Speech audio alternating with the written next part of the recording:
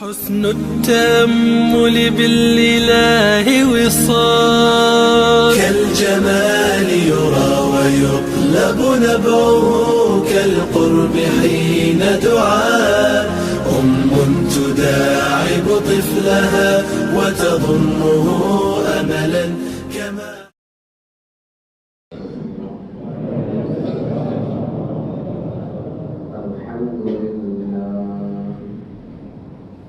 الحمد لله نحمده ونستعينه ونستغفره ونؤمن به ونتوكل عليه ونعوذ بالله من شرور أنفسنا ومن سيئات أعمالنا من يهده الله فلا مضل له ومن يضلله فلا هادي له ونشهد أن لا إله إلا الله وحده لا شريك له ونشهد أن سيدنا وسندنا وحبيبنا ومولانا محمدا عبده ورسوله أما بعد فأعوذ بالله من الشيطان الرجيم بسم الله الرحمن الرحيم تبارك الذي بيده الملك وهو على كل شيء قدير الذي خلق الموت والحياة ليبلوكم أيكم أحسن عملا وهو العزيز الغفور وجاء في الحديث قال النبي صلى الله عليه وسلم أكثروا ذكر هذه اللذات الموت أو كما قال النبي صلى الله عليه وسلم الحمد لله যে আয়াতে কারিমা এবং হাদিসে তয়্যিবা খানা পাঠ করা হয়েছে এর মধ্যে হায়াত এবং মৌত সম্পর্কে আলোচনা করা হয়েছে, জীবন এবং মরণ সম্পর্কে আলোচনা করা হয়েছে, জন্ম মৃত্যু সম্পর্কে আলোচনা। আল্লাহ তাআলা কালামে পাকে এই হায়াত আর মৌতের কথা বহুবার একসাথে উল্লেখ করেছে, কোথাও কোথাও আলাদা আলাদা ভাবে উল্লেখ করেছে। মৌত শব্দটা কোরআনে পাকে আল্লাহ তাআলা ৮০ বার বলেছেন। কতবার? ৮০ বার। নামাজের কথা ৮২ বার, মৌতের কথা ৮০ বার, আর হায়াতের কথা আল্লাহ তাআলা ৬৮ বার বলেছেন, প্রায় ৭০ বার। এই হায়াত আর মৌত, জীবন মরণ, এই দুইটার মাঝে কোনটা আগে? হায়াত আগে, এরপরে হলো মৌত। মানুষের জন্ম আগে হয়, তার মৃত্যু হয় পরে। আগে তার হায়াতের জিন্দেগি, এরপরে তার মৌতের জিন্দেগি। কিন্তু কোরআনে পাকে আল্লাহ তাআলা বারবার যখন পাশাপাশি উল্লেখ করেছেন, তখন প্রথমে মৌতের কথা বলেছেন, এরপরে হায়াতের কথা বলেছেন। তাবারাকাল্লাযী বিয়াদিহিল মুলক ওয়া হুয়া আলা কুল্লি শাইইন কাদির আল্লাযী খালাকাল মাউতা ওয়াল হায়াতা লিয়াবলুয়াকুম আইয়ুকুম আহসানু আমালা। আল্লাহ তাআলা খালাকাল মাউতা, তিনি মৌতকে সৃষ্টি করেছেন, ওয়াল হায়াতা, এবং হায়াতকে সৃষ্টি করেছেন। আগে কোনটা আসলো? কিন্তু আমাদের বুদ্ধি অনুযায়ী হওয়া দরকার ছিল আল্লাযী খালাকাল হায়াতা ওয়াল মাউতা। কিন্তু আহকামুল হাকিমিন তিনি নাযিল করেছেন আল্লাযী খালাকাল মাউতা ওয়াল হায়াতা। যারই জন্ম হবে একদিন না একদিন তার মৃত্যু হবেই হবে। মৃত্যুটা নিশ্চিত। এই মৃত্যুর নিশ্চিত হওয়ার দরুন আল্লাহ তাআলা এই মৌতে মৃত্যুর কথাটাকে প্রথমে বলেছেন আর হায়াতের কথাটা পরে বলেছেন। মৌতু কাসিন কুল্লু নাসিন শারিহু, মৌতু কাসিন কুল্লু নাসিন শারিহু, কবরু বাইতিন কুল্লু নাসিন দাখিলু। বড় সুন্দর করে বলছেন মৌতু কাসিন কুল্লু নাসিন শারিহু, মৌতের পেয়ালা, মৌতের স্বাদ প্রত্যেক ব্যক্তি সেটা ভোগ করবে। মৌতু কাসিন কুল্লু নাসিন শারিহু, কবর বাইতিন কুল্লু নাসিন দাখিলু। আর কবর নামক যে বাইত, কবর নামক যে ঘর, কবর বাইতিন কুল্লু নাসিন দাখিলু, যত মানুষ আছে সমস্ত মানুষ কবরে। আমরা হয়তো মনে করি যে আজিমপুর, বনানী, সাধারণপুর, গলা পর্যন্ত, সিনা পর্যন্ত যে গর্ত, এইটাই শুধু কবর। না না, এইটাই শুধু কবর না। তার মৃত্যুর পরের যে জিন্দিগি, আলমে বরজখের জিন্দিগি, সেটা কোন জীব জানোয়ারের পেটে হোক, কোন জঙ্গলে হোক, মাছের পেটে হোক, পানিতে হোক, আকাশে যদি উড়াই দেওয়া হয় কাউকে, এই পুরা জিন্দিগিটাকে বলা হয় আলমে বরজখ। ওইটাই কবর, ওইটাই।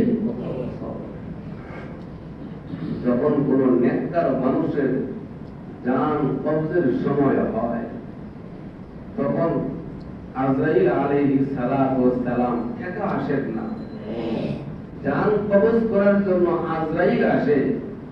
আজরাইলের সাথে সাথে সারিবদ্ধভাবে দুই সারিতে হাজার হাজার লক্ষ লক্ষ ফেরেশতার আগমন ঘটে।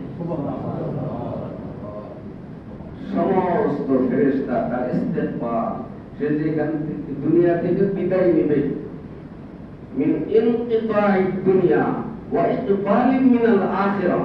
আল্লাহ রাসূল বলেন ইনকিতাই মিনাদ দুনিয়া, তার দুনিয়ার জিন্দেগি এখানে খতম, দুনিয়ার জিন্দেগি এখানে তার শেষ। ওয়া ইকবালিন মিনাল আখিরাহ, আর আখিরাতের জিন্দেগি যে তার শুরু হবে, এই যে মধ্যবর্তী সময়টা, এই সময় যখন আজরাইল আসে নেককার বান্দার রূহ নেওয়ার জন্য দুই সারিতে হাজার হাজার অসংখ্য ফেরেশতা আসমান পর্যন্ত যায়। ওই ব্যক্তি ফায়াবুতু বাসা, তার দৃষ্টি যতটুকু যায়, তখন তার ওই বাড়ির ছাদ দেয়াল কোনো কিছু বাধা হবে না। তার একজন মানুষের দৃষ্টি যতটুকু যায়, আমরা তো আকাশও দেখি না, এই পুরা দৃষ্টিতে সে দেখতে থাকবে ফেরেশতারা সকলে আনন্দ করতেছে যে আল্লাহ উম্মত বান্দা, উম্মত বান্দি আজকে আমাদের নিকটে ফিরে আসবে।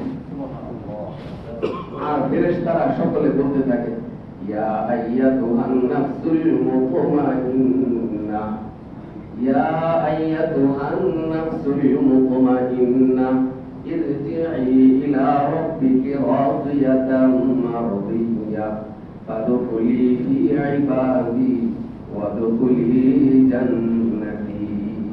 আল্লাহ, ফেরেশতা বলতে থাকে ইয়া আইয়াতুহান নাফসুল মুতমাইন্না, হে প্রশান্ত আত্মা, যে আত্মার কোনো টেনশন নাই, তার কোনো পেরেশানি নাই, আখিরাত নিয়ে যার কোনো ধরনের ঝামেলা নাই, যে বিনা হিসাবে সোজা জান্নাতে চলে যাবে। ইয়া আইয়াতুহান নাফসুল মুতমাইন্না ইরজিই ইলা রাব্বিকি রাদিয়াতাম মারদিয়া। তখন ফেরেশতারা বলতে থাকে ইরজিই, তুমি ফিরে আসো। ফিরে আসা মানে যেখানে ছিল সেই জায়গায় যাওয়াকে কি বলে? ফিরে আসা। মানুষ বাড়িতে থাকে, ফিরে আসাকে বলে, হ্যাঁ, এটা হলো ফিরে আসা। তো আল্লাহ তাআলা বুঝাইতে চান যে বান্দা, এই দুনিয়া তোমার ঠিকানা না, তোমার ঠিকানা জান্নাত। তোমার পিতা আদম আলাইহিস সালাম জান্নাতেই ছিলেন, তোমার মা হাওয়া আলাইহিস সালাম জান্নাতেই ছিলেন, ওইটাই তোমার আসল ঠিকানা। ইরজিই ইলা রাব্বিকি রাদিয়াতাম মারদিয়া, তুমি ফিরে আসো ইলা রাব্বিকা, তোমার রবের নিকট। ইরজিই ইলা রাব্বিকি মুআন্নাস স্ত্রীলিঙ্গ, কারণ রূহটা নফসটা এটা আরবিতে এটা স্ত্রীলিঙ্গ শব্দ ব্যবহার হয়। ইরজিই ইলা রাব্বিকি রাদিয়াতাম মারদিয়া, রাদিয়াতাম মারদিয়া, যে তোমার উপর আল্লাহ রাজি, তোমার উপর আল্লাহ রাজি, রাদিয়াতাম মারদিয়া, আর তুমিও আল্লাহ তাআলার উপর রাজি। রাদিতু বিল্লাহি রাব্বা ওয়া বিল ইসলামি দীনা ওয়া বি মুহাম্মাদিন রাসূলা। রাদিতু বিল্লাহি রাব্বা, আল্লাহকে আমি রব হিসাবে রাজি। রব কাকে বলে? আল্লাহ। এই রব এর ক্ষেত্র হইল ছয়টা। কয়টা? এর ছয়টা অর্থ, ছয়টা মিলে রব হয়। কয়টা মিলে রব হবে? ছয়টা মিলে রব হবে। ইরজিই ইলা রাব্বিকি রাদিয়াতাম মারদিয়া, যে তার ব্যক্তিগত, এক নম্বর, যে তার ব্যক্তিগত জীবন আল্লাহর মর্জি অনুযায়ী পরিচালিত করছে। কোন জীবন? ব্যক্তিগত জীবন। তার নামাজ, তার রোজা, তার হজ, তার যাকাত, তার আমল, তার আখলাক যেগুলো দুরুস্ত ছিল, ব্যক্তিগত জীবনে যে আল্লাহ তাআলার অনুসরণ করেছে, তার হুকুম মানছে। এক নম্বর কোনটা? ব্যক্তিগত জীবন। আর দ্বিতীয় হইল পারিবারিক জীবন। দ্বিতীয় হইল পারিবারিক জীবন। আমার ছেলে, আমার মেয়ে, আমার স্বামী, আমার স্ত্রী, আমার আপনজন, যাদেরকে নিয়ে আমি থাকি, ওই পারিবারিক জীবনে আল্লাহ তাআলার যে হুকুম, তার যে আইন, তার যে নির্দেশ, ওই নির্দেশ অনুযায়ী আমি চলছি কিনা। যদি আমি আমার পারিবারিক জীবন আল্লাহ তাআলার মর্জি অনুযায়ী চলে থাকি, তাহলে আমার কত নম্বর স্তর হইল? দ্বিতীয়। আমি খুব নামাজ পড়তেছি, কিন্তু আমার স্ত্রী পর্দাই থাকে না, ওড়না ছাড়া, মাথা তোলা, রাস্তায় ঘুরি। ওই প্রশ্নের উত্তরে যদি আমি কথা বলতে পারি যে আল্লাহ, আমি হাজারো মেহনত করছি, আমি চেষ্টা করছি, কিন্তু আমার অবাধ্য ছিল, কথা শুনে নাই, তাইলে আমি পাস। তাইলে আমি পাস। আর যদি আমার কোনো চেষ্টাই না থাকে, আমার কোনো মেহনতই না থাকে, তাদেরকে এই ধরনের নসিহত, ভালো কথা আমি বলিই নাই, তাহলে আমার ব্যক্তিগত জীবন ঠিক হইতে পারে, কিন্তু আমার পারিবারিক জীবন। আমি মসজিদে আগে আগে চলে আসি তসবিহ নিয়ে, আর আমার ছেলে, বড় ছেলে হাত পে ধরে পড়ি, তাইলে বুঝতে হবে যে আমার ব্যক্তিগত জীবন ঠিক, কিন্তু আমার পারিবারিক জীবন ঠিক না। ওই পারিবারিক জীবনের জন্য আমাকে জিজ্ঞেস করা হবে। যদি ছেলে আমার অবাধ্য হয়, কথা না শুনে, আমার দায়িত্ব পালন করার পরেও সে মানে না, তাহলে আল্লাহ তাআলার দরবারে আমি পার হয়ে যাব। আর যদি ওই ছেলেকে নিয়ে আমি গর্ব করি, ওই ছেলেকে আমি সাথে নিয়ে চলি, যদি আমার হালতটা এমন হয়, তাহলে বুঝতে হবে যে আমার ব্যক্তিগত জীবন ঠিক, কিন্তু আমার পারিবারিক জীবন ঠিক না। ব্যক্তিগত জীবনে আল্লাহ তাআলাকে রব হিসাবে মানতে হবে, পারিবারিক জীবনে আল্লাহ তাআলাকে রব হিসাবে মানতে হবে। সামাজিক জীবনে আমরা সমাজের যাদেরকে নিয়ে চলি, তাদেরকে আল্লাহর কথা বলি কিনা, রসুলের কথা বলি কিনা, নামাজের কথা বলি কিনা, ভালো চাই কিনা, অপরের কল্যাণ কামনা করি না অপরের অকল্যাণ কামনা করি। যদি সামাজিক ভাবে অপরের উপকার করে থাকি, মানুষকে নামাজ, রোজা, হজ, যাকাত, আল্লাহ তাআলার কথা বলে থাকি, তাহলে আমার সামাজিক জীবনও ঠিক। সামাজিক জীবন আমার ঠিক। ব্যক্তিগত জীবন, পারিবারিক জীবন, সামাজিক জীবন। চতুর্থ, অর্থনৈতিক জীবন। যে অর্থের উপর আমি চলতেছি আমার উপার্জন হালাল কিনা, আমার উপার্জন হালাল কিনা। আমার সব ঠিক, দিনটা ঠিক, কিন্তু সুদের চাকরি, দোকানে দোকানে সুদের টাকা লাগানো, সুদের টাকার উপরে আমার সংসার, সুদের টাকার উপরে আমার জীবন। তাহলে বুঝতে হবে যে আমার অর্থনৈতিক জীবনে আমি আল্লাহ তাআলাকে রব হিসাবে আমি রাজি না, রব হিসাবে আমি রাজি না। রাদিতু বিল্লাহি রাব্বা ওয়া বিল ইসলামি দীনা ওয়া বি মুহাম্মাদিন রাসূলা। পঞ্চম হইল আমার রাষ্ট্রীয় জীবন। এই দেশে যেন ইসলামিক খেলাফত কায়েম হয়, সব মানুষ যেন আল্লাহর হুকুমের উপরে চলতে পারে, সব মানুষ যেন দিনদার হয়ে যায়, সব মানুষ যেন আল্লাহর হুকুম অনুযায়ী নিজেও চলতে পারে, অপরকে সহযোগিতা করতে পারে। এর জন্য রাষ্ট্রীয়ভাবে যে মেহনত করা, এইটাও একজন ইমানদারের দায়িত্ব, এইটাও একজন ইমানদারের দায়িত্ব।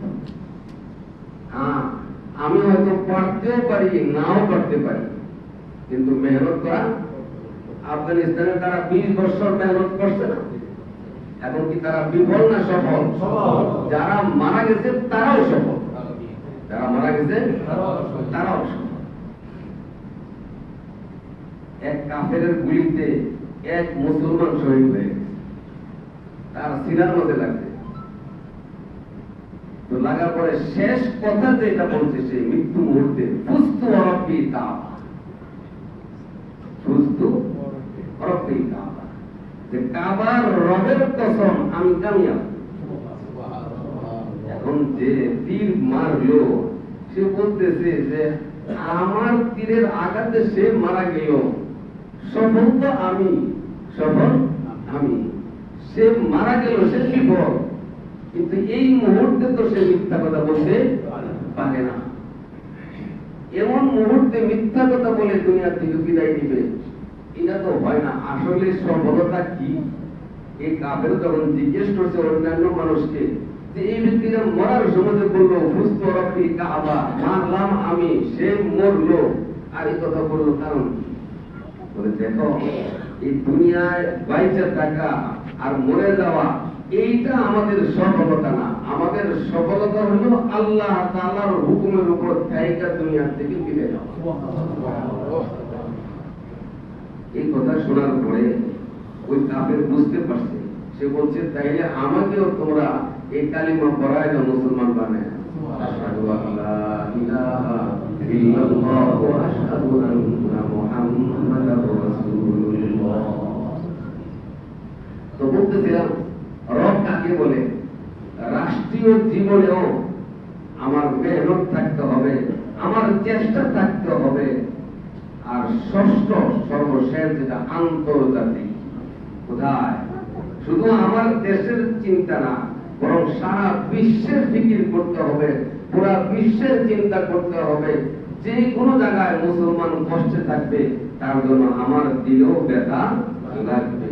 কোথাও যদি মুসলমানদের কোনো কামিয়াবি হয়, তাদের কোনো কল্যাণ হয়, তাহলে আমার দিলে ভালো লাগবে, আমার দিলে ভালো লাগবে। এই রব আল্লাহ তাআলা সর্বপ্রথম আদম আলাইহিস সালামকে সৃষ্টি করার পরে যখন তার পৃষ্ঠ দেশ থেকে কিয়ামত পর্যন্ত দুনিয়াতে যত ইনসান আগমন করবে, মানুষের জন্ম হবে, তার বংশে সব মানুষকে কুদরতি ভাবে আল্লাহ তাআলা হাসরের ময়দানে জমা করেছে, এক ময়দানে জমা করেছে। কোরআনে পাকে আল্লাহ তাআলা বলেন وَإِذْ أَخَذَ رَبُّكَ مِنْ بَنِي آدَمَ مِنْ ظُهُورِهِمْ ذُرِّيَّتَهُمْ وَأَشْهَدَهُمْ عَلَى أَنفُسِهِمْ أَلَسْتُ بِرَبِّكُمْ قَالُوا بَلَى شَهِدْنَا أَنْ تَقُولُوا يَوْمَ الْقِيَامَةِ। তুমি স্মরণ করো ওই সময়ের কথা, وَإِذْ أَخَذَ رَبُّكَ مِنْ بَنِي آدَمَ, যে আল্লাহ তাআলা বনি আদম, আদমের বংশধর, যে ব্যাখ্যা অনেক লম্বা। আদম আলাইহিস সালামের বংশধরকে যখন হাসরের ময়দানে জমা করলেন, জমা করার পরে আল্লাহ তাআলা জিজ্ঞেস করছেন, আলাস্তু বিরব্বিকুম, আমি কি তোমাদের রব না? কি জিজ্ঞেস করছেন? তো আল্লাহ তাআলা সর্বপ্রথম মানুষকে যে প্রশ্নটা করছেন সেটাও ছিল রব, সেটাও ছিল রব। তখন কেউ কোনো উত্তর দেয়নি। এই প্রশ্ন করার পর হাদিসে আছে যে 1000 আলফা সানা, 1000 বছর পার হয়ে গেছে, একজনও উত্তর দেয় না। তারা কি উত্তর দিবে? কেউ তো জানে না কি উত্তর দিবে। আল্লাহ তাআলা আবারও জিজ্ঞেস করছেন 1000 বছর পরে, আলাস্তু বিরব্বিকুম, আমি কি তোমাদের রব না? তখন সর্বপ্রথম আমাদের নবী হযরত মুহাম্মদ মুস্তাফা সাল্লাল্লাহু আলাইহি ওয়াসাল্লাম তিনি প্রথম উত্তর দিয়েছিলেন, বালা আনতা রব্বুনা, হ্যাঁ আপনিই আমাদের রব। এই উত্তর শোনার পরে 1,24,000 বা যত নবী রাসূল দুনিয়াতে আছে তারা সাথে সাথে তারাও বলেন, বালা আনতা রব্বুনা, বালা আনতা রব্বুনা। তখন নিজ নিজ উম্মত ওই নবীর সাথে সাথে তারাও উত্তর দিয়েছিল, বালা আনতা রব্বুনা।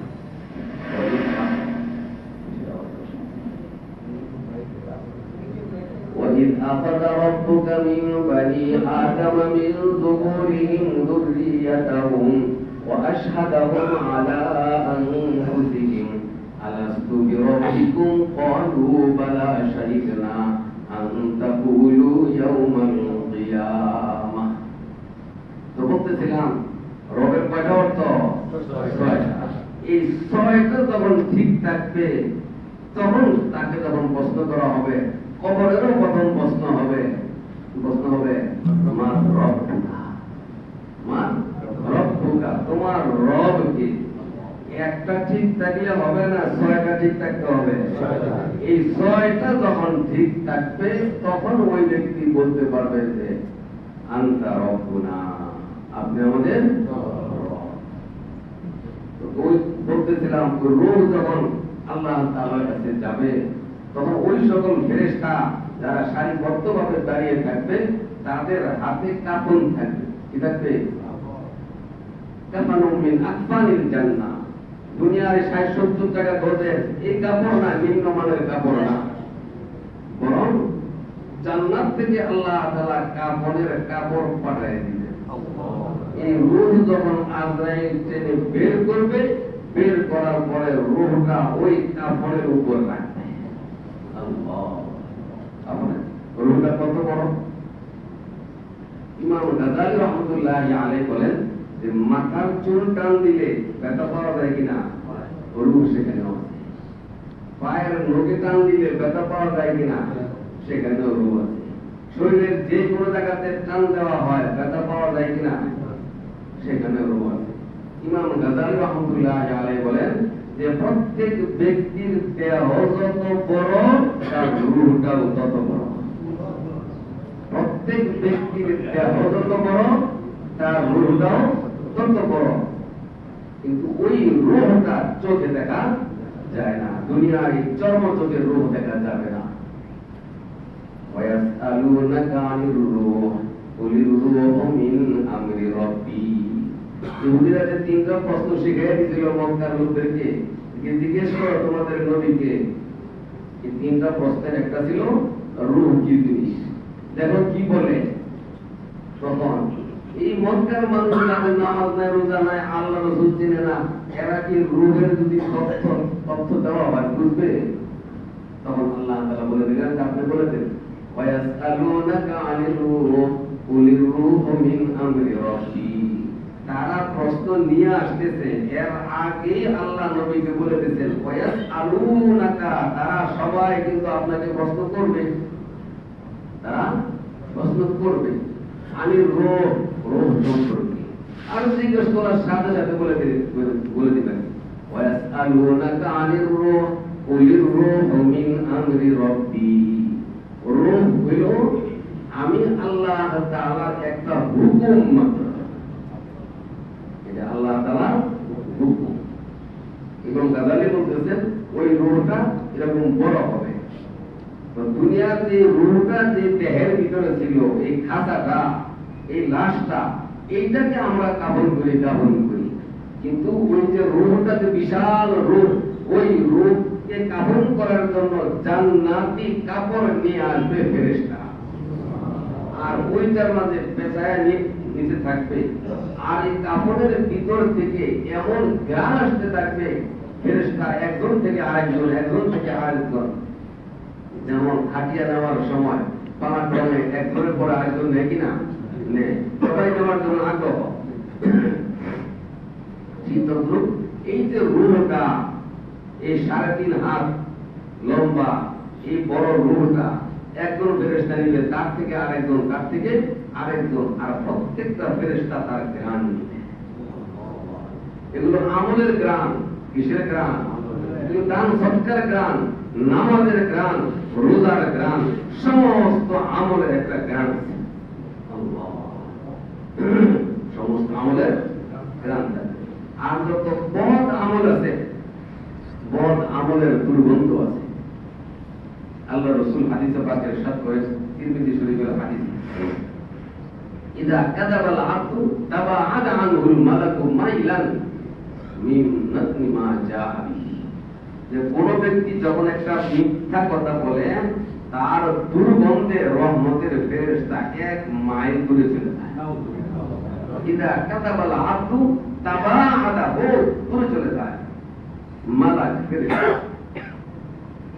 তাহলে বোঝা যায় মিথ্যার যেমন দুর্গন্ধ, আর সত্যের সুঘ্রাণ। সত্যের কি আছে? ঘ্রাণ আছে। প্রত্যেকটা আমলের ঘ্রাণ আছে, কিন্তু এই ঘ্রাণটা দুনিয়ার নাকে পাওয়া যাবে না, এটা দুনিয়ায় থাকতে পাওয়া যাবে না। ফেরেশতারা ওই ঘ্রাণ পাবে। তো এই তার ঘ্রাণ নিতে নিতে এই একেবারে উপর পর্যন্ত নিয়ে যাবে, এই লিন পর্যন্ত নিয়ে যাবে। সেখানে নিয়ে কাফন করা রূহটা সেখানে রেখে দিবে। রূহের তো মৃত্যু হয় না, ওই রূহ সেখানে সব দেখতে থাকবে। যখন দেহটাকে কবরস্থ করা হবে, তখন ওই রূহটা কবরে তার দেহের মধ্যে ফিরে আসবে। তিরমিজি শরীফের হাদিস, ফাতাআদা রূহুহু ফি জাসাদি ফায়াতিয়ানি মালাকান। তখন তার নিকট 2 জন ফেরেশতা আসবে। কয়জন? ফায়াতিহি মালাকান, 2 জন ফেরেশতা। ফায়ুজলিসানিহি, 2 জন ফেরেশতা তাকে বসাবে। বসায় তাকে জিজ্ঞেস করবে, ফায়াকুলানি লাহু মা রাব্বুকা। তারা ওই জিজ্ঞেস করবে, তোমার রব কে? জিজ্ঞেস করবে তো রব কে? এই উত্তরটা কে দিতে পারবে? তার এই 6টা সব ঠিক ছিল। সে ব্যক্তি বলবে, রব্বি আল্লাহ, আমার রব হলেন আল্লাহ, আমার অন্য কেউ রব না, আমার রব একমাত্র আল্লাহ। দ্বিতীয় প্রশ্ন করবে, ফায়াকুলানি লাহু। প্রথম প্রশ্ন যখন সে পারবে, তখন ফেরেশতা বলবে, ফায়াকুলানি লাহু। দোনো ফেরেশতা এবার জিজ্ঞেস করবে, ওমা দীনুকা, তোমার দিন কি, তোমার ধর্ম কি? তুমি কি নাস্তিক, বেঈমান, কাফের, হিন্দু, বৌদ্ধ না মুসলমান? তখন সে কি বলবে? দীনিয়াল ইসলাম, আমার দিন হলো ইসলাম, আমি ইসলাম ধর্মে। আল্লাহ এক এক করে যখন তাকে প্রশ্ন করবে, 3টা প্রশ্ন আছে না? ফায়াকুলানি লাহু মান হাযা রাজুলুল লাযী বুইসা ফীকুম। আল্লাহর রাসূলের ছবি তার কবরে তার সামনে চলে আসবে। তখন ফেরেশতারা দেখায় বলবে, মান হাযা রাজুলুল লাযী, বলতে এই ব্যক্তিকে আমি হয়তো দুনিয়াতে স্বপ্নেও দেখি নাই। আসলে এমন হাজারো লাখো চিন্তা স্বপ্নেও দেখে নাই, কিন্তু দেখা মাত্রই চিনে ফেলেছি। ফায়াকুলানি লাহু মান হাযা রাজুলুল লাযী বুইসা ফীকুম। তোমাদের নিকট দুনিয়াতে পাঠানো হয়েছিল এই ব্যক্তিটাকে। তখন সে বলবে, ফায়াকুলু আল্লাহ মুহাম্মাদুর রাসূলুল্লাহ সাল্লাল্লাহু আলাইহি ওয়াসাল্লাম। তখন সে একবারে সহজ উত্তর দিয়ে দিবে, ইনি কি হলেন মুহাম্মদ সাল্লাল্লাহু আলাইহি ওয়াসাল্লাম। তখন ফেরেশতা জিজ্ঞেস করবে, যে তুমি কি করে চিনতে পারলে, আর এই উত্তরগুলো তো সুন্দর করে তুমি কিভাবে দিলে। তখন সে বলবে ক্বরাতু কিতাবাল্লাহি ওয়া আমানতু বিহি ওয়া সাদ্দাকতু। ফেরেশতা, ক্বরাতু কিতাবাল্লাহ, আমি তো আল্লাহর কিতাব পড়তাম। আল্লাহর কিতাব কোনটা? নেতার বই পুস্তক, মুখের জীবনী কোন কাজে আসবে না, যার নাও কাজে লাগবে না। কবরে, কবরে কি কাজে লাগবে? তখন ফেরেশতা জিজ্ঞেস করবে যে তুমি কিভাবে উত্তর দিতে। তখন সে ব্যক্তি বলবে ক্বরাতু কিতাবাল্লাহ, আমি আল্লাহর কিতাব পড়েছিলাম। ওয়া আমানতু বিহি, আর ওই কিতাবের মধ্যে যা ছিল এর উপর আমি ঈমান আনছি। ঈমান থাকতে হবে না? যদি একটা অংশের উপর ঈমান না থাকে সে মুসলমান না কাফের? কাদিয়ানি তো হাফেজ কোরআনও আছে, সবই তো মানে, শুধু আমাদের নবীকে শেষ নবী মানে না, শ্রেষ্ঠ নবী মানে। নবী মানে শ্রেষ্ঠ নবী মানে, কিন্তু কি মানে না, শেষ নবী মানে না। এরপরে আরেকজন নবী মানে। এই জন্য হাফেজ কোরআন হওয়ার পরেও কি কাফের। যদি মুফতি মুহাদ্দিস শাইখুল হাদিস হয় তবুও শাইখুল হাদিস কাফের। কি কাফের? কারণ কোরআনের একটা শব্দ কেউ যদি অস্বীকার করে, সন্দেহ করে, তার ঈমান থাকবে না। জন্য সেটা কি বলবে ক্বরাতু কিতাবাল্লাহ, আমি আল্লাহর কিতাব পড়েছি। ওয়া আমানতু বিহি, আর এর উপর আমি ঈমান আনয়ন করেছি। ওয়া সাদ্দাকতু, তাসদীক বিল কলব, একেবারে অন্তরের অন্তঃস্থল থেকে আমি এর উপর বিশ্বাসের চরম পর্যায়ে বিশ্বাস আমি করি। এটাকে বলা হয় তাসদীক। ওয়া সাদ্দাকতু, এই কথা যখন সে বলবে, বলার পরে ফায়ুনাদি মুনাদিম মিনাল মালাইকা, আল্লাহু আকবার, তখন গায়েব থেকে আওয়াজ হবে। ফায়ুনাদি মুনাদিম, একজন ঘোষণাকারী ঘোষণা দিবে, একজন ঘোষণাকারী ঘোষণা দিবে। ফায়ুনাদি মুনাদিম, একজন ঘোষণাকারী ঘোষণা করবে। আফরিশু লাহু মিনাল জান্নাহ ওয়া আলবিসু লাহু মিনাল জান্নাহ ওয়াফতাহু লাহু বাবান ইলাল জান্নাহ। তিনটা কথা বলবে, কয়টা? আফরিশু লাহু মিনাল জান্নাহ, তার এই কবরের মাঝে জান্নাতি বিছানা বিছিয়ে, তার রূহ তো ইলিনে থাকবে, জান্নাতে থাকবে, সুখ শান্তি ভোগ করতে থাকবে। তাকে তো সুন্দর ভাবে জান্নাতি পোশাক পরানো হবে, কিন্তু তার দেহটার ইজ্জতের জন্য তার কবরে তুমি কি বিছিয়ে দাও?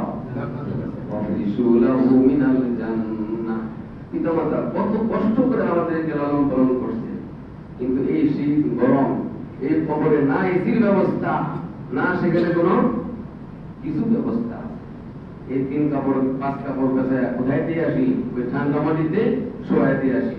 না না, ঠান্ডা থাকবে না, কষ্ট থাকবে না। ইমানদার যে হবে তার কবর হবে প্রথমে জান্নাত।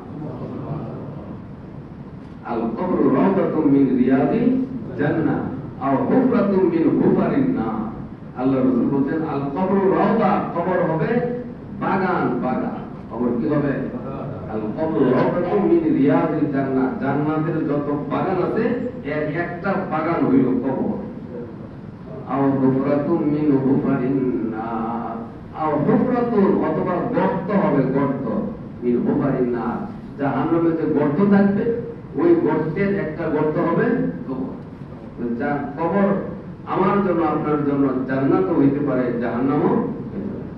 আমল সে জিंदगी बनती है, আমল সে जिंदगी बनती है, जन्नत भी जहन्नम भी ये खाकी अपनी फितरत में है, न नारी है न नूरी। আমলের দ্বারাই মানুষের আসল যে জিন্দেগি এটা তার ঠিক হবে। আমল সে জিন্দেগি বনতি হ্যায়, জান্নাত ভি জাহান্নাম। আমলের দ্বারাই, নেক আমলের দ্বারা সে জান্নাত হবে। আর যদি বদ আমল হয় কোথায় যাবে? জাহান্নাম। अमल से जिंदगी बनती है, जन्नत भी जहन्नम भी, ये खाकी अपनी फितरत में है, न नारी है न नूरी। এই দুনিয়া যেমন আছে এমনই থাকবে। দুনিয়া কোনোদিন জান্নাত হবে না, দুনিয়া কোনোদিন জাহান্নাম হবে না। দুনিয়া যেমন আছে এমনই থাকবে। আমাদের পূর্বপুরুষ যখন ছিল তখনও দুনিয়া এমনই ছিল, তখনই চন্দ্র সূর্য লৌহ কলম সব পাহাড় পর্বত এমনই ছিল, জোয়ার ভাটা এমনই ছিল। আবার আমরা যখন চলে যাব এমনই থাকবে। আসলে যাবে আমার সাথে কোন জিনিস? আমল। যে আমল নিয়ে যেতে পারবে সে কামিয়াব। কিন্তু ওই সময় যদি আমল ঠিক না থাকে আর হাজারো চেষ্টা করে কোনো কাজ হবে?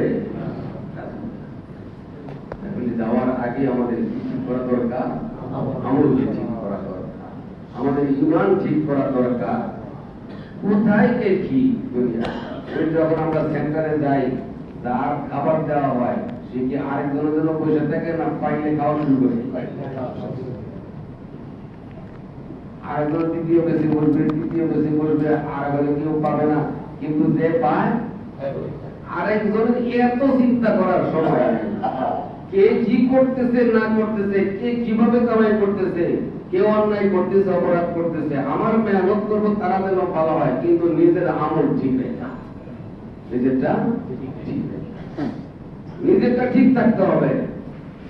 আর যদি আমারটা ঠিক না থাকে তাহলে হাজারো মেহনত সব বৃথা যাবে, হাজারো মেহনত সব বৃথা যাবে। আল্লাহ তো আল্লাহ আমাদের সকলকে যেন এই মৌতের আগে যে প্রস্তুতি নেওয়ার দরকার, পূর্ণ প্রস্তুতি যেন আমরা নিতে পারি, আল্লাহ তাআলা তৌফিক দান করুন। রমজান চলে গেল, আগামী রমজান পর্যন্ত এখন আমরা যারা বসে আছি সব থাকতে পারবো এমন কোন গ্যারান্টি আছে? আমাদের জানাশোনা কাছাকাছি যে একজন চলে গেল, মোতাল্লি সাহেবের আম্মা, এই রোজায় ছিলেন, এখন একের পরে যাইতে থাকবে, আবার নতুন করে প্রজন্ম আসতেও থাকবে, এটা যাইতে থাকবে আর আসতে থাকবে, এটাই দুনিয়ার নিয়ম। কিন্তু ওই ব্যক্তি সফল যে ব্যক্তি আমল নিয়ে কবরে যাইতে পারবে। আর ওই ব্যক্তি যে আমল নিতে পারল না, বাড়ি গাড়ি অট্টালিকা ধন সম্পদ ক্ষমতা অনেক কিছুই জীবনে অর্জন করলো, কিন্তু তার আমল নামা খালি, ওই ব্যক্তি হইল বিফল, ওই ব্যক্তি পুরা কপা, ওই ব্যক্তি পুরা কপা। আর দুনিয়ার ধন সম্পদ কিছুই করতে পারলো না, খালি হাতে দুনিয়া থেকে চলে গেল, কিন্তু আমল নামা তার পরিপূর্ণ, ওই ব্যক্তি কামিয়াব। আল্লাহ তাআলা আমাদের সকলকে মৌতের আগে মৌতের প্রস্তুতি নিয়ে যাওয়ার তৌফিক দান করুন।